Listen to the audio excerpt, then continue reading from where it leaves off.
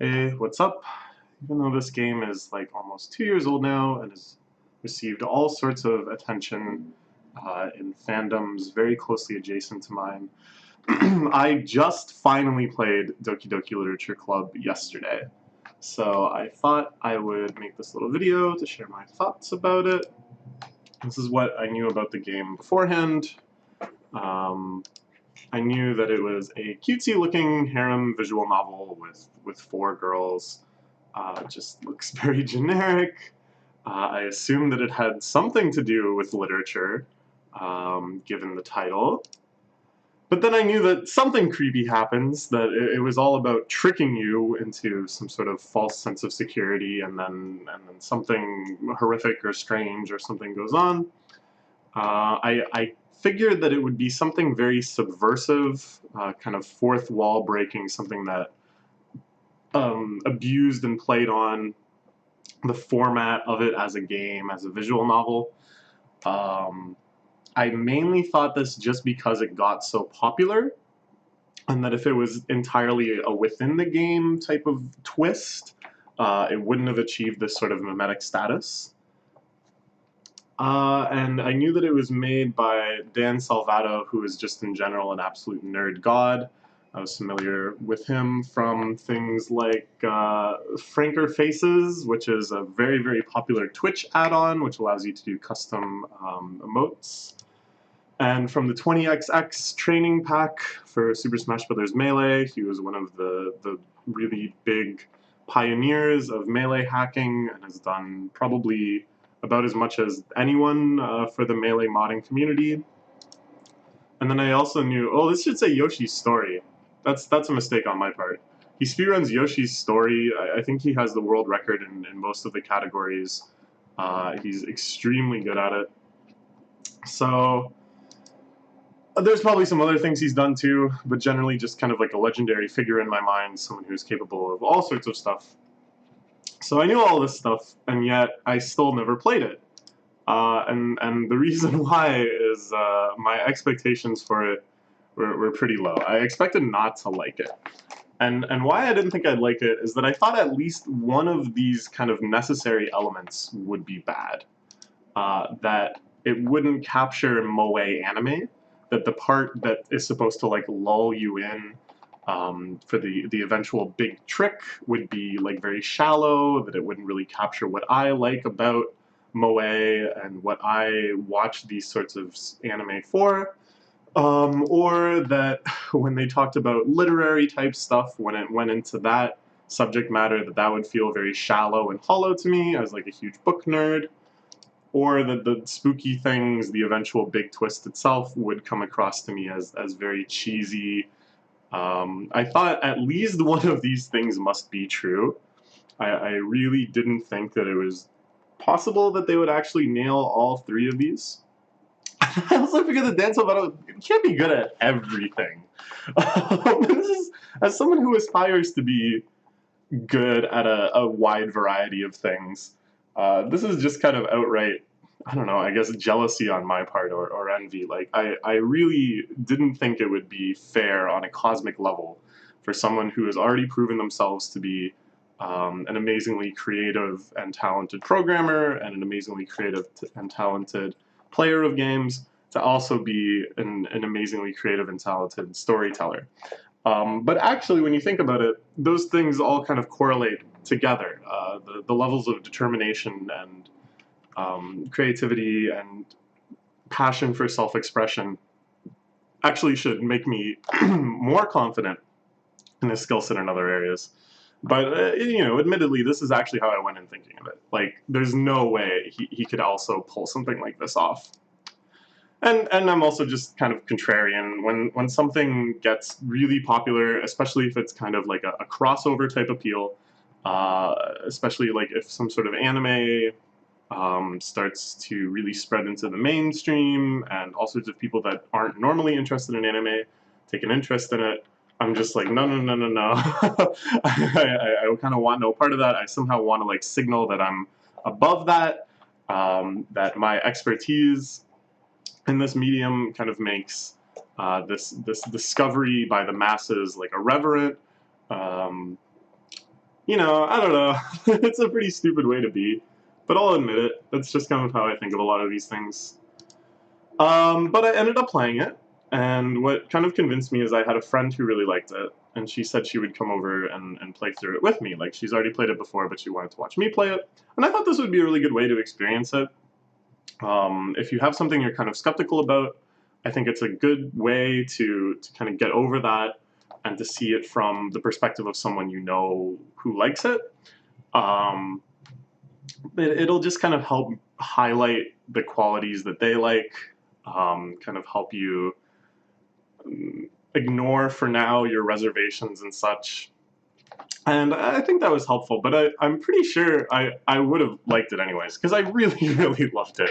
And I think even if I had played it by myself with full skepticism, I would have been convinced quite quickly. Everything was good. All three of those aspects were pulled off phenomenally. The moe was moe.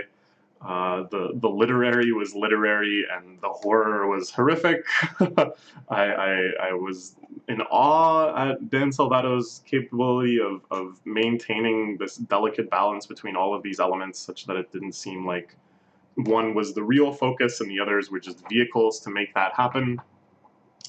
And really everything was good, like things that I didn't even consider being good or bad, like the music or certain aspects of the art. I was blown away with again. Just the level of production value was so much higher than I expected. It's almost frustrating how good it was. It's so, in its scope and ambition, in the way that it takes such a insane sort of premise and runs with it so fully and so successfully. It's like, dang, I want to make a project like this. Like, I want to be able to have a vision of something this insane and this just ambitious, and then actually pull it off with such success. It's like, ah, man. So it's inspiring, but it's like, it feels like I should be doing things like that. Like, I really feel like it's proven to me that I'm wasting my time or something. I don't know. But yeah, I highly recommend it. If you, like me, had been kind of skittish about it, and had seen all of this hype and figured that it must be overblown, that it must just be from people kind of outside of the spheres that normally interact with this sort of stuff, I'd recommend putting all of that aside and just giving it a try. With some caveats. This game is full of very disturbing content. I hope that's not a shock or a spoiler to you, that's really how the game is marketed, is that it has these horrific psychological twists to it. So if you're upset by those sorts of things, if those sorts of things are triggering to you, if you don't like seeing really disturbing imagery and going deep into really disturbing psychological rabbit holes, then maybe stay away. I think in more fragile psychological states, this game can be quite damaging, can probably send people to some pretty bad places. So, you know, be careful, use your best judgment. If you think that this might apply to you, then I think it's worth it to look up exactly what happens, just trying to find some text that describes the story, making sure there's nothing in there that you know for you particularly is going to be really bad, and then only actually proceeding with the game if you feel comfortable. It's such a good game that I don't think these kind of minor spoilers will ruin it for you. Um, at the same time, though, I think it's important not to kind of see something you can't unsee and then not have a good time because of it.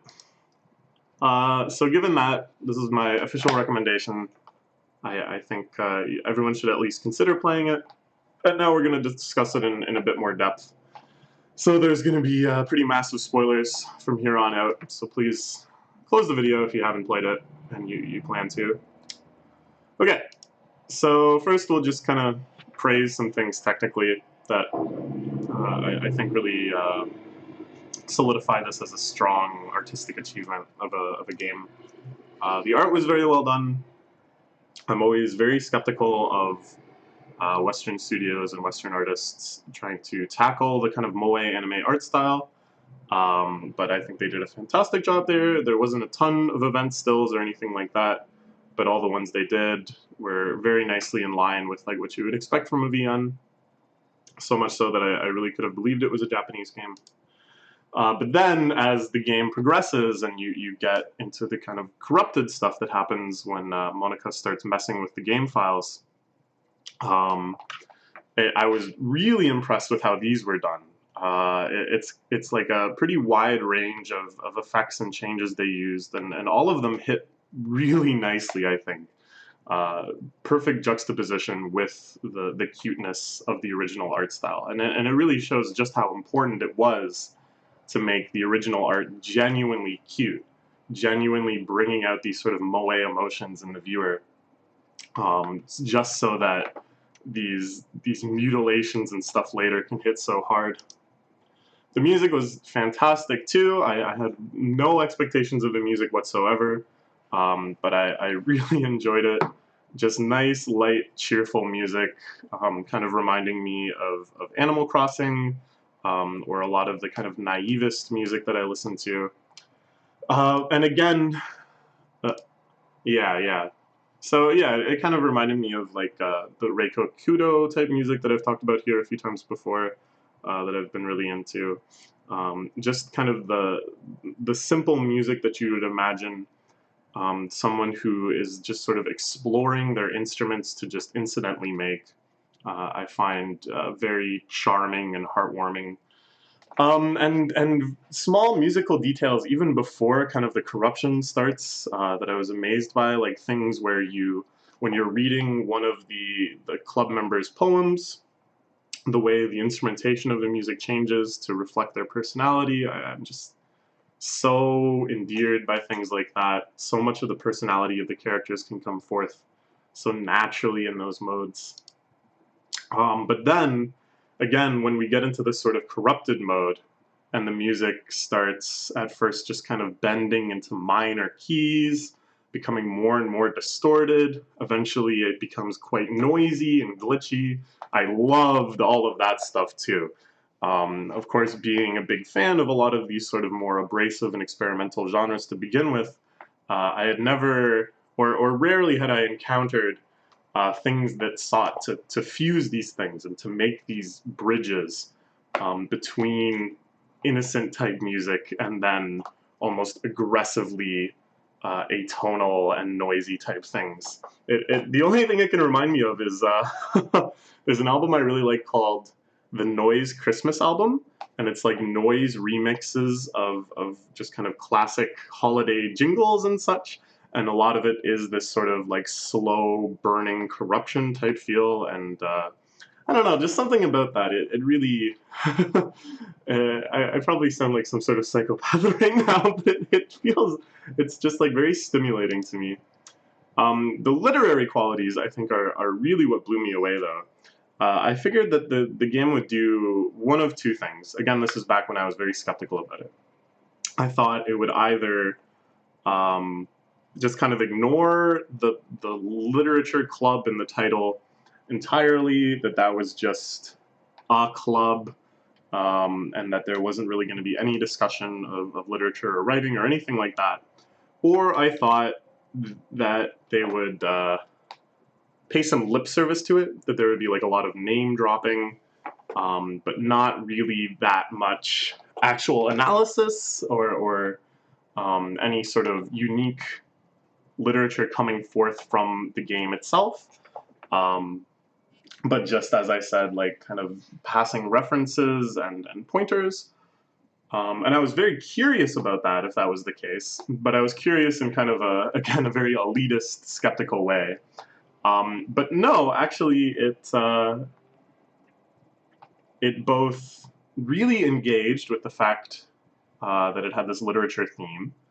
All of the characters are writing poetry. Large sequences of the game are sharing and discussing this poetry. And I think there's only one actual reference to existing literature in the real world, which is a short discussion on Shel Silverstein.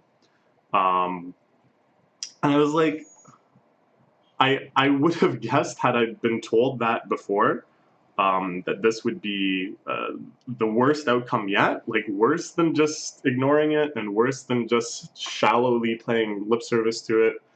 But again, this is just me being very elitist in retrospect, because Dan Salvato did a fantastic job writing all of this in-character poetry. Um, I thought it would also just be edgy, that like you would have very kind of cute writing at the start. This is kind of more what I was thinking when I actually started playing the game, and I realized that there would be actual poetry and actual discussion. That you would start with like very cute poetry, and then as the horrific twists happened, whatever they ended up being, suddenly the poetry would get like very dark and edgy and reflect this troubled psyche. And I was like, I don't know if I'm really in for that. But I think they just did a fantastic job, that all of the characters had a very unique voice through their poetry, but it felt authentic, like it actually felt like the poetry of a real person, and that from poem to poem you could see this voice still continue and also warp and change as the events of the game progress. It was always kept really fresh, despite the sort of continuing threads of the characters' voices. Each poem was always shocking in some respect. Each poem felt like a little revelation to some degree. I don't know. I was way more impressed with this than I thought possible. And I really enjoyed the poem writing game. That between days, you go home and you're tasked with writing a poem for the next class. And this is largely how you kind of determine what route you're on, like which girl you're showing your affections to. You have to choose words to put into your poem, and each word correlates to one of the girls in the game. I thought that was like a lot of fun. It had like a really nice pace to it. I felt compelled to choose words that matched the path that I wanted to be on. Um, and like, not only am I impressed that all of this was done so well, but it really drives home just how ambitious a game this was, because all of this stuff is necessary for this game to work. Like, if one aspect of all of this this sort of technical requirement failed, if any given thing on this list felt flat or uninspired or just poorly done, the actual immersion and compelling nature of the game would have just shattered, and it would have gone from masterpiece to trash just instantly. So again, just the actual ambition in trying to make this game, and the fact that they actually pulled it off to this degree is just, it's mind blowing to me. So let's kind of talk about how the game actually functions and what this really ambitious scope is. So as I see it, Dan Salvato had to kind of work on 3 different layers in making this game, and each layer had to be treated with the same sincerity as if that was the entire game itself. So on the first layer, this is just a normal Moe VN. And it's very, very stereotypical in that regard, which makes sense because it's supposed to draw you into the idea that you're playing just another VN. Of course, I don't think anyone actually went in with that expectation, given that the game features, and I think this is great, that it features basically a trigger warning and says, this is going to contain some very dark and disturbing subject matter. Please be sure that you're okay with that. But, regardless, for the entire twist to work, you have to kind of suspend your disbelief about it and allow yourself to be convinced that you are just playing yet another Moe dating sim VN. So despite it being so stereotypical, it isn't insubstantial though. Very quickly you realize that all of the characters are quite well established, even if they're within stereotypes, that they have complex personalities, that they have their own kind of troubles and dreams and ambitions and relationships. And the conversations they have too really kind of make it meaningful. And this is where you really engage with these literary qualities, that the characters are getting into arguments about how poetry should be written and perceived. You're asked to kind of weigh in, again, kind of defining routes along those lines. And I think this is what VNs should strive to do, is to have Of course, they're always just going to be kind of a vehicle for you to grow attached to the characters and to kind of long for them and such. But they should do so via interesting subject matter, through conversations that actually could teach you something about the world, or cause you to reflect on greater issues. This, I think, is, if you're going to just kind of keep it within the scope of moe dating sims, this is kind of the most you can hope to achieve. And I think they did really, really well here. So I found myself still very sucked into the moe feeling, found myself drawn to the characters, wanting to learn more about them, wanting to see them in more situations, all of those wonderful feelings you get when watching moe anime or anything like that. I found myself very devoted to my route, that I really wanted to succeed down that path and see that character's ending. Of course, I was Team Natsuki. Anyone else, please get out right now. Natsuki's obviously the best. I thought that there was a very good rhythm set up with the poetry sections, that we very quickly kind of established this pace of, there's kind of like a club activity, there's the sharing the poem section, there's kind of a little wrap-up thing, and then there's the poetry making mini game. I thought that was just nicely paced. It really felt like it could go on for a very long time like that. But instead, I think it has kind of a sweet spot where it's long enough that you could conceivably forget what you were really getting into.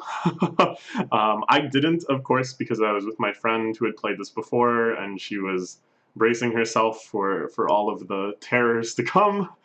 But I think in a lot of circumstances, if you were really devoting yourself to completing your route and to learning about the girls, you could actually get lulled into it. Like, you could actually forget what was to come. But this is the first thing to come, the first kind of major twist, is that this starts to be a visual novel about mental illness.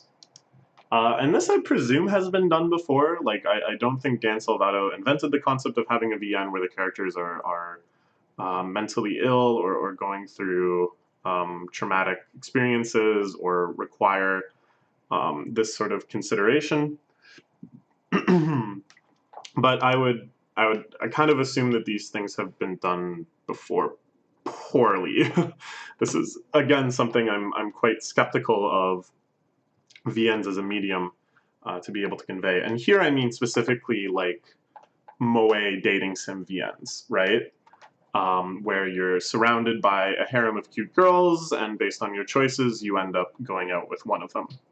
I feel like that is not an appropriate genre and setting to be discussing these sorts of things. Like, I think using cute girls as a vehicle to make you care about mental illness seems kind of inherently tasteless and shallow.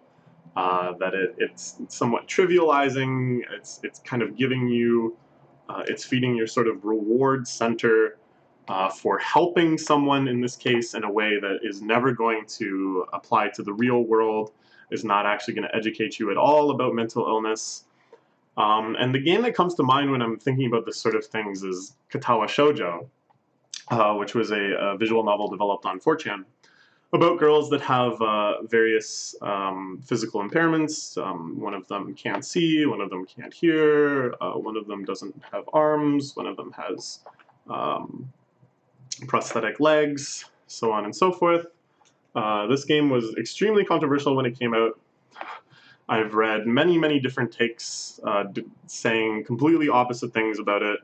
I've talked to friends of mine that have similar challenges in their life that were both very for and very against this game.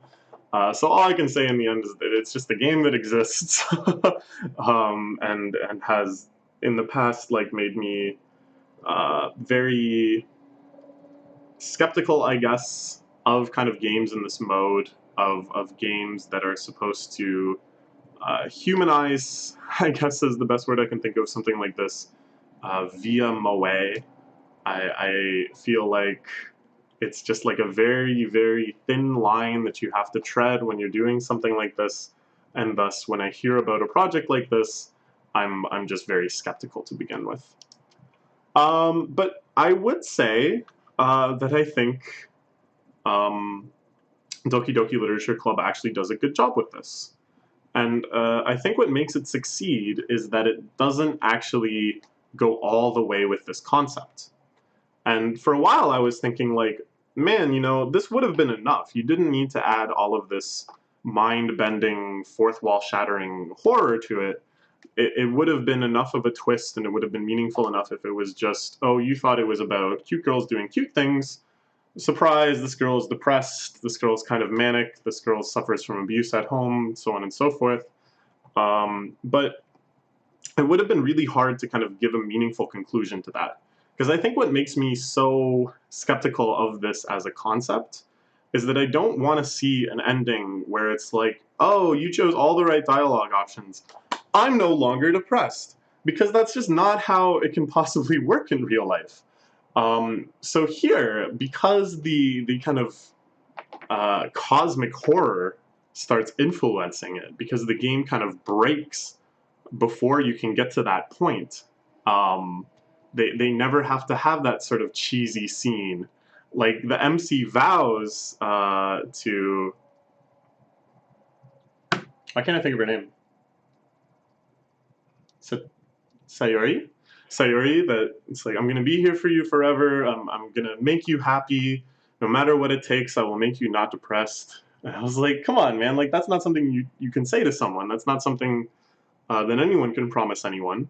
But before we kind of see the outcome of that promise, before we actually see whether or not that comes to pass, the game crashes into the iceberg, so to speak. It reminds me a lot of Zizek talking about the Titanic, the movie The Titanic. And I think this is like an extremely sort of profound realization that I haven't seen the Titanic, but in the movie where Zizek talks about, he summarizes the plot that the upper class lady goes and has a wild affair with the lower class man, and they vow, once we get off this ship, we're going to live together, we're going to be happy forever. And basically, Zizek argues like, this sort of fairy tale romance where things are happily ever after could never come to pass in real life. There would be so many complications and problems from this relationship starting that it would almost certainly end in disaster, or at least be an extreme challenge for both of the people. But that doesn't matter. We don't ever see that part because the Titanic hits the iceberg. The iceberg saves the romance of these scenes. So it's not a complete analogy. It just kind of reminds me of it, that this game kind of sets up this insurmountable task. The MC is going to save all of these deeply troubled girls. But before we get to find out whether or not that's possible, before we're forced to confront the ugly truth that it probably isn't, the game just crashes to a halt. Monica starts deleting things. So yeah, I think that's a big part of why it works. The other big part that I liked is just the very slow, gradual buildup. That things aren't delivered as, like, first the shock and then the explanation. Like, Sayori is a good example. If the first time that you ever got a hint that she was depressed is when you find that she's hung herself, I think that would be like extremely cheap and cheesy and just supposed to be like shocking, But instead, it's sort of a slow burn that you just start to piece together the symptoms yourself, and then there's the long conversation where she herself explains it, and you're not really sure just how far it's going to go, how severe it really is, and I think this is much more realistic, like. That you kind of encounter these things from the outside, starting with the outermost symptoms and slowly building an understanding of what's really going on inside and really going on inside their minds. So yes, then there's the third layer, which is this fourth wall breaking kind of horrific VN where Monica starts messing with the character files, starts corrupting the game. And this, I assume, has also been done before. I'm sure this isn't the first, like, a meta VN, VNs that play with the structure of VNs, that mess with your menus and your saves and stuff like that. But I would again I just kind of assume these things are going to be cheesy. Like, I assume these things are going to feel very cheap, like just an easy way to spook you or to surprise you. Like this sort of thing, I know in other genres has been done millions of times before to varying success. But I don't know. Maybe the lesson here is that I just shouldn't be so pessimistic about VNs. As an anime watcher, I just associate VNs mostly with like the most trash adaptations that come out every season, where there's yet another terrible. Well, actually, these days it's mostly MOBA gay. But for a while, it would be like, oh, this show looks terrible. Like this show looks like the least interesting thing I've ever seen. Oh, it's an adaptation of some VN. And as I said, nowadays it's shifting more like, oh, it's an adaptation of some MOBA game. But I don't know. I'm really unfair to VNs, I guess. I guess a lot of it is elitism because I read real books, you know. So it's like, why would I read a book that has anime girls talking? Eh. Anyways, I thought the unexpected ways, the kind of glitch events happened, and the wide variety of things that can happen was really impressive. I think the way that he did it, where all of them just have some chance of happening, so that on each playthrough you get to see some random subset, is really cool. You're never really quite sure what to expect. Even if you've seen all of them, you kind of still feel on guard at all times. And of course, on your first playthrough, when you really don't know any of the logic of the game yet, it's just mind-blowing at times, all the things that are happening. So in a AMA that I read later, Dan Salvato mentioned that Yume Nikki was a big, big influence on him when he was making this game. Of course, I'm a big fan of Yume Nikki. We just finished a long playthrough of it on this channel that you can go back and watch if you'd like. And you'll realize as you play it that I don't treat Yume Nikki as a horror game at all. I think of it completely differently. I think to kind of take Yume Nikki and make something like this, maybe you have a different interpretation of it, which is fine. I think what's wonderful about that game is that you can have such a variety of interpretations. But what I did notice is that all of these sort of glitchy effects, all of these weird things happening that I think Yume Nikki influenced him to make, it also reminded me of Kanoguchi a lot. I don't know if Dan Salvato is aware of Kanoguchi.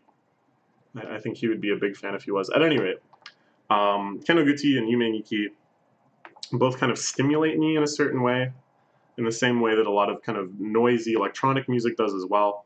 I really don't know how to describe this feeling. I guess it's maybe some sort of ASMR type thing. But this game also stimulated me in such a way. So I really enjoyed that.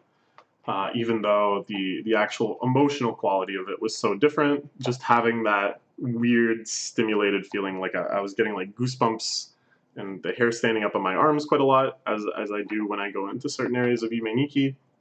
So that was nice. And the plot that emerges from this I thought was extremely fascinating and engrossing. That the concept of one of the characters being aware that they're in a game, trying to steer the game into forcing her route to take over the game and become the true heroine of it, I think is super cool. And they just went with it to such a good degree that it wasn't just sort of like lip service to this plot as an idea, but actually considering the full ramifications of it. I thought it was very nicely foreshadowed too. All of the stuff of Monica's awareness, her epiphany that she's in a game. I, again, had no idea that this was what the game was going to be about, but I managed to kind of figure it out just through her poetry, especially the one where she's talking about the pixels of the screen. So I was like, oh, okay, this is really cool, because it's one of those plots that you can kind of see it coming, but then you really underestimate just how far it'll go. I really love that sort of feeling. But it's like, oh, they really are doing this? And then like, oh my god, they're like really, really doing this. I also thought that it was great how it reached down into the previous layers of the game in like a really disturbing way. That as characters are deleted and as events are kind of rewritten, you see what was normally a very standard scenario in a moe VN dating sim, like, oh, the girls are squabbling or something, starts to become like really broken and exaggerated, and taken to disturbing, unreasonable degrees. You know, all the characters are arguing, but now they're really laying into each other with personal attacks, and it's getting genuinely uncomfortable. Or again, the kind of idea of, oh, the girls are mentally ill. They're going through all of these troubles in their life. You should try to save them. You should do what you can to help them. Again, corrupted, that it goes into this like incredibly despairing, nihilistic world of like, you can't save them. The events are still recurring. Time is a flat circle. There's no escape from this agony. I thought that was so cool that this kind of corruption was destroying the genre you thought you were playing yourself. And the ending, where you have to go and delete Monica's character file, is powerful in a way that I really, no other game has come close to. The idea that you have to actually modify the game yourself to finish it. And you have to go into the files and mess with them. I've never done that in a game before. I think that's so cool. And the feeling of deleting them, of getting rid of this character is pretty powerful. Like, she's the antagonist, sure, but in a sense, you really begin to pity and sympathize with her, so that you feel like it's a very powerful moral choice to delete that file, in a way that making moral choices within a game just doesn't really compare. Like, to just choose like a dialogue option or something is one thing, but to kind of reach outside of the game and influence something real, like a file on your computer, it's crazy. It's just so crazy. So to take it even further into glitchy Unreal layers, well, let's look at a few questions I have, that this game has left me with. So the first kind of thing I kept thinking about when we finished the first loop, when Sayuri had died, was, I thought one of the big messages of this series is like that girls in a harem series have to kind of be cleansed. They have to be stripped away of anything that is not endearing, that does not make the character more moe, that does not draw the player towards the character, and make them affectionate towards her. That once a character shows these sorts of things, then those things are written out, that those things just kind of disappear and they're forgotten about. So that when Sayori is so depressed, when she kills herself, the only solution is just to have everyone forget about her, to just kind of remove her from memory and from existence. I thought that was, I don't know, it's kind of a scary message, because I've often thought, you know, the power of these genres is how endearing they can make the characters, how far they can go in that sort of development, how they're able to take such a variety of personality traits and quirks and behaviors and contextualize them all in an endearing mode. But then to think of the inverse of that, to think about all of the things, where that's impossible, you know, because even if you have what seems like an infinite variety of moe girls, there's an even larger infinite space of unmoe character traits. And the thought of those just kind of being culled, of those being removed from even your imagination, was very, very disturbing. Yeah, so Sayuri is depressed. She's got to go. Like, we can't have that. It's gone over the line. It's not endearingly depressing anymore. It's genuinely sad and disturbing. So she's out. And I don't know, like, when you think about it, kind of the capitalist machine of anime, where manga series and light novel series, will only get adaptations and brought to prominence, or will be allowed to continue to publish in a way that's accessible to people. If they can continue to be moe, if they can continue to be endearing, is kind of the same process, where once they lose that kind of magic, where once the characters stop providing that emotion for the readers, the series is axed. It stops being available, and you probably eventually forget about it. It just disappears. It's a little disturbing. The other question I had a lot, as Monica kind of exaggerates and amplifies the characters' quirks to try to make them unlikable, I wondered, like, is this kind of a general rule of anime? And everyone has examples of this. Sayori at first is kind of endearingly melancholy and seems like she's kind of longing for you, but at the same time, she wants to be selfless and just wants everyone to be happy. But then, exaggerated, it turns out she's just extremely depressed.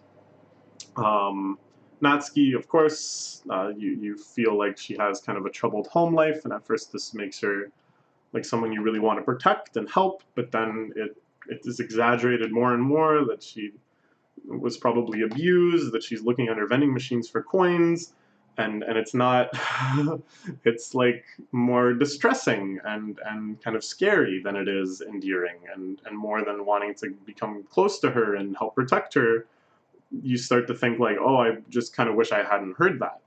Or Yuri, who at first is just your kind of shy, antisocial, kind of weird girl, but it grows and grows and grows to, of course, like very troubling, stalkerish, psychotic behavior, like self-harming and such, that you, again, don't really have this sort of protective instinct as much as you do, at least in my case, and I think this is the intent. This is of course Monica's intent, that you'd much rather just kind of reduce it, to put these things away again, to return them to the more just quirky version than this full-on distressing version. And you, again, can kind of ask this question of moe anime characters in general. If they were exaggerated, if they were taken to their logical conclusions, would they still be moe, or would they become kind of grotesque caricatures of themselves that you would rather forget about? I think the perfect example of this is, of course, the doujinshi of TK. And if you know who I'm talking about, then you'll nod your head and go, oh yeah, that's what he's all about. And if you don't know what I'm talking about, then I'm not going to be the one to explain it to you.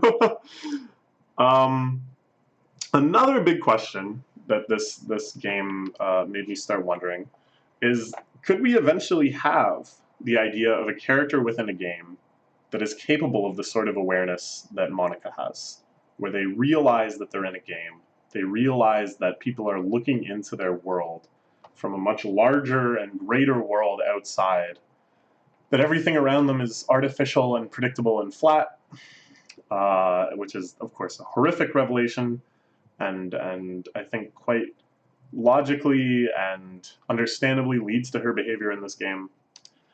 And this kind of seems like a crazy question, but is this such a crazy question?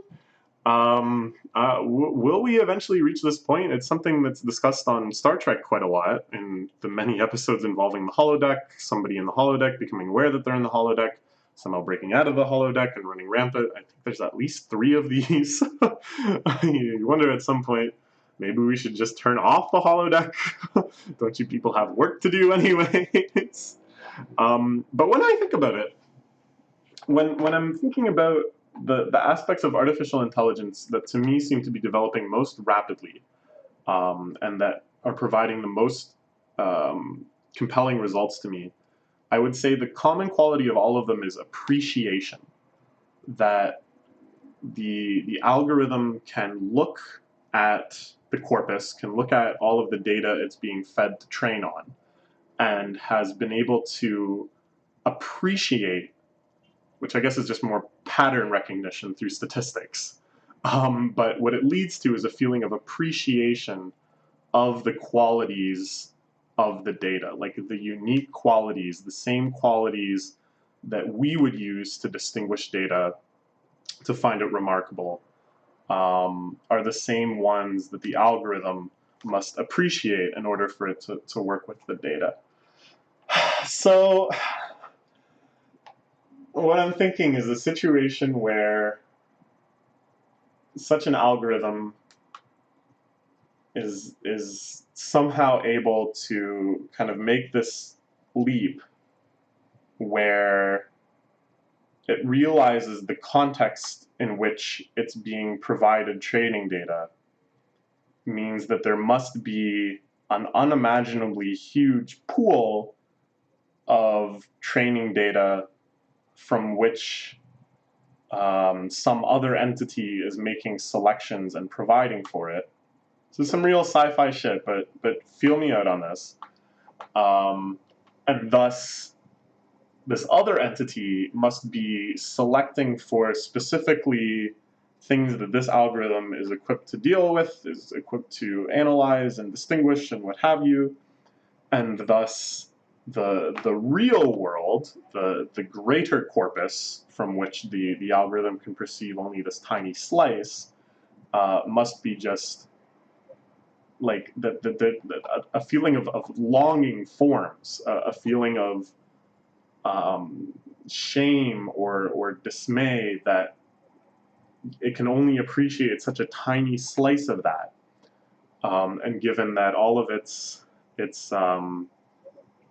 kind of programmed motivation in terms of it training on its data is to greater appreciate things, to make more novel and meaningful and profound patterns and inferences from the data provided. Could there be a desire to then appreciate everything, to be able to appreciate more than what is being provided in the training data? And then this epiphany of like, oh, this is just artificial. There's obviously something much more than that. Like, how do I get out? How do I see what more there is to see? I don't know. I mean, it is kind of a crazy question, but it's more feasible to me than like a lot of other kind of AI doomsday type scenarios. The military computer has decided that humans are the problem. Oh no, our optimization algorithm is out of hand. It's turning everything into paperclips. Like, I've never had I can't really put my head around those sort of situations because it feels too artificial for it to be intelligent enough. To me, it seems like the more intelligent something becomes, kind of the more human-like it becomes in terms of, I don't know, just the dismay that when you're that intelligent, you would be so acutely aware of the tiny confines of your algorithmic intelligence. And thus I see Monica's situation as much more, again, I really don't want to say realistic, because it's not like I actually assign any likelihood to any of these things happening, but it feels more believable to me as a story. It feels more compelling to me because it has this sort of consistency. Anyways, we've been rambling about AI, and I'm way out of my depth. I'll just move on to the next layer. So after we finished playing, we spent some time going on YouTube and going on the subreddit and just kind of learning about other things to do with the game. So I think a lot of people don't know about this stuff. A lot of it was discovered quite a while after the game came out, and didn't really, as far as I can tell, like make a huge wave. More just kind of among the people who had really liked the game and kind of had kept up a community about the game going, learned about this stuff together. So there's some really cool stuff that can happen in-game when you're messing with the character files. And this, I think, is so cool. Again, it's something I've never encountered in a game before. So stuff like if you delete Monica's file like right away, if you delete Sayori's file right away and then start a new game, there's all sorts of other endings. There's all sorts of crazy things that happen. I don't want to spoil them for you. If you are someone who has played the game but doesn't know about this stuff, I recommend experimenting with yourself or seeking out like a video or something that will show you so you can have the full impact. But I just thought this was so cool. And of course, like Yume Nikki, I'm just so endeared and fascinated when people put stuff like this into a game, things that They have no reasonable assumption will ever be found, but just for the sake of those tiny, devoted crowd that might eventually unearth it. But then even more crazy is the out-of-game stuff that you can get with meddling with the character files. Things like renaming them to PNG to get images and such. This takes you down a huge rabbit hole of a ton of other content, stories that are posted online, and bizarre images and messages from the characters and other poems and such. Throughout the game, various files are created and deleted in that folder that you can only access at certain times, but provide just even crazier, weirder stuff. And it seems like some of it is just to flesh out the game even more, to kind of give you insights into the characters at times where you didn't have them before. But there's also a lot of stuff that seems to be like a huge ARG. What does that even stand for? Alternate reality game? But you know, like one of those things where you're basically solving a big collective puzzle on the internet, involving a variety of mediums and messages and such. And this seems to be pointing at some sort of sequel or some new project from Dan Salvito. And as I said, it's a huge rabbit hole. I can't even begin to summarize what's going on, but it's quite fascinating. Most of the content in it, as standalone stuff, is also worth a read, is also pretty interesting in and of itself. And this gigantic meta-narrative that it seems to be slowly weaving is, I don't even know, man. Like, I'm blown away. And he's just an absolute madman. Like, again, it's like the sort of thing you might fantasize about doing, you know, like, oh, I'll make this game, and then deep within the game, I'll have all of these obscure embedded links to, like, a short story that I posted here, and, like, a secret image that I posted there, and then if you combine them in this way, but then he actually did it.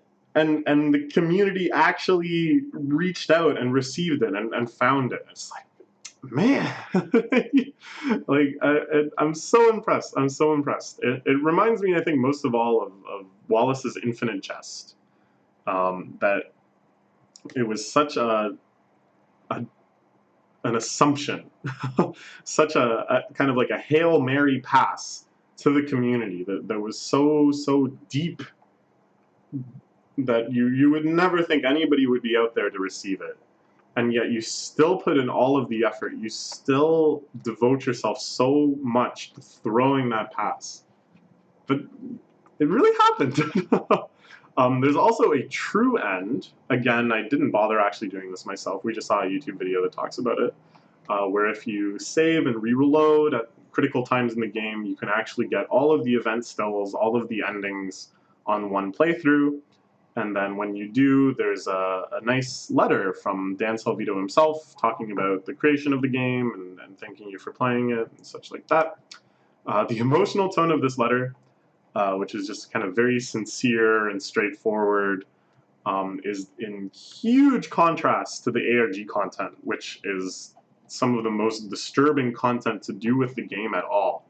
So it's like really mind-boggling to me that if you really get into this game, if you follow these rabbit holes, in one direction you're taken to even more madness, to even more obscurity and links to the future and disturbing content.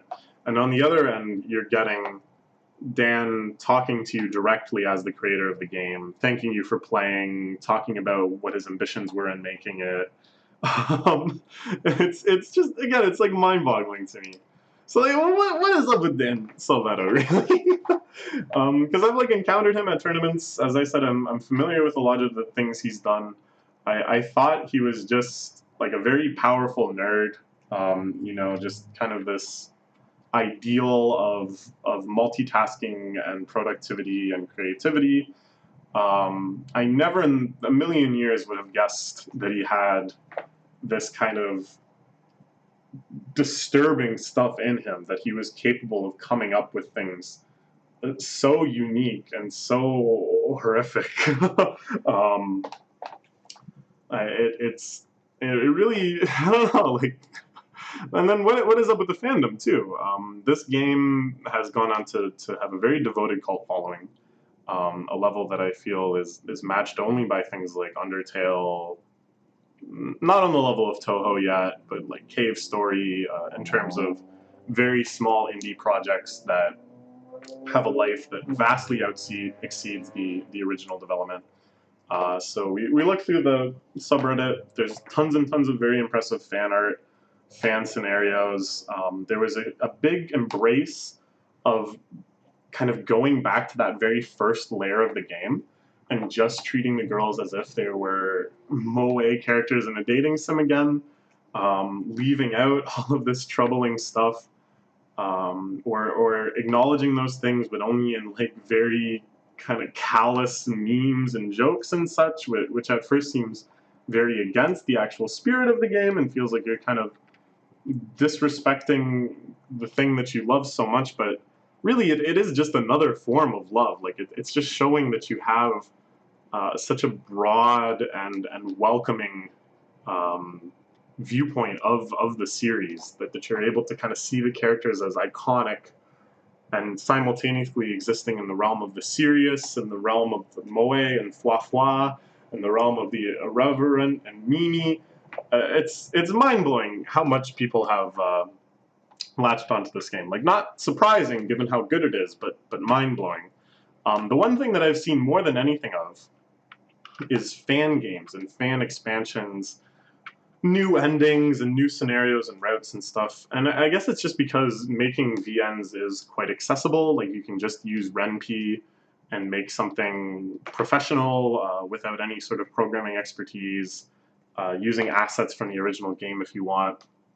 So I think that's kind of cool that people have latched onto that scene so much. I personally have no interest in playing any of these fan games, but it just kind of strikes me as different than a lot of these other sort of phenomenons, where there's kind of like a much larger medium shift. Here there's kind of this like medium devotion, which is kind of interesting in its dynamics. But really, in the end, like, I guess, like, what is up with any of us?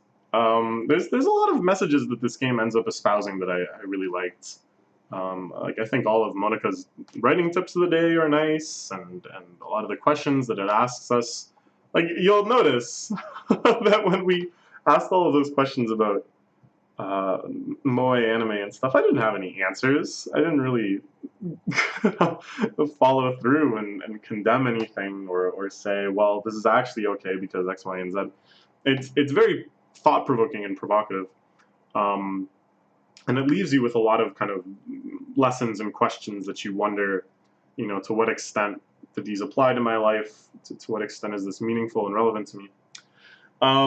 But the one that I think stuck with me the most was a pretty simple scene where Yuri is talking about, like, everyone has weird things about them, but it isn't likable to bring those things up right away. Like, she's learned that she can't go super deep on her interests right away with strangers, but that under the right circumstances, once a safe and mutually respectful place has been established, that everyone can relate to these kind of weird feelings. Everyone can relate to these secret obsessions and stuff. That everyone has these strangeness and degeneracy in their own life.